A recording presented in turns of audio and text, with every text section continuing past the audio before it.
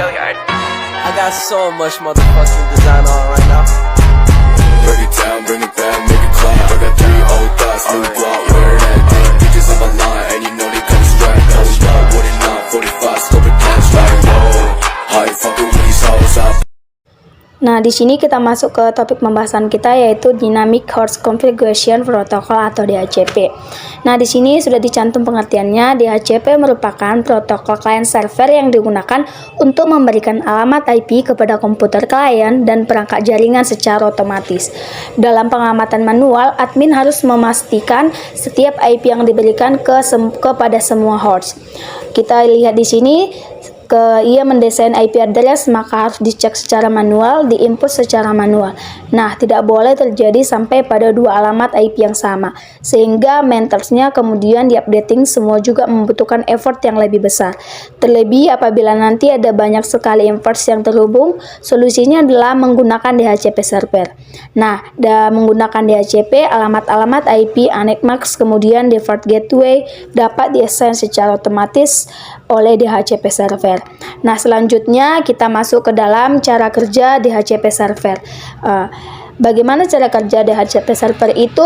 Tahapan cara kerja DHCP yang pertama adalah list request. List request ini seperti kita ingin meminjam sebuah atau ingin menyewa sebuah alamat IP, sehingga kita mengirim pesan kepada DHCP server untuk memberikan tawaran jadi kita ingin mengirim request atau permintaan untuk sewa alamat IP. Nah, misalnya di sini IP address 0.0.0 komputer dengan IP address 0.0.0.0. Dia harus mengirimkan pesan terlebih dahulu untuk meminta alamat IP. Jadi, adakah yang memberikan alamat IP address, mengirimkan dia broadcast ke semuanya, ke semua host yang ada di dalam network tersebut. Dia mencoba broadcast, nanti kita lihat di sini pengirimnya IP-nya masih 0.0.0.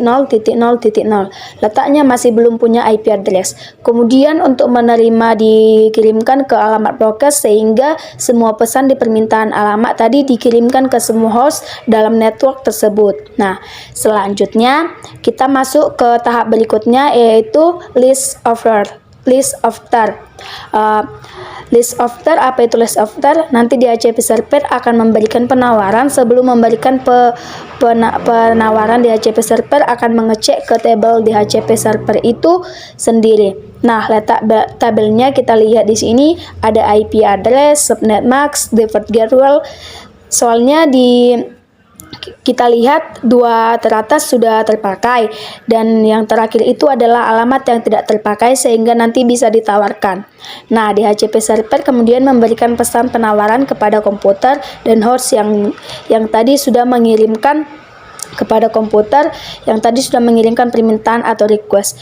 Pesan DHCP server ini, penawaran saya IP 192.168.1.4, subnet max 255.255.255.0, the default gateway 192.168.1.1. Nah, di sini ada listed period. Jadi dia menawarkan bisa dipinjam selama beberapa lama, bisa dihitung dalam bulan waktu, bulan hari, dan jam, dan seterusnya. Nah, dalam list offer ini sendiri tidak hanya satu DHCP server yang bisa mengirimkan after, bisa dalam satu network tersebut ada beberapa DHCP server. Maka list offer ini bisa dari beberapa DHCP. Nah, semua DHCP server yang menerima list request tersebut, tahap berikutnya itu list selection.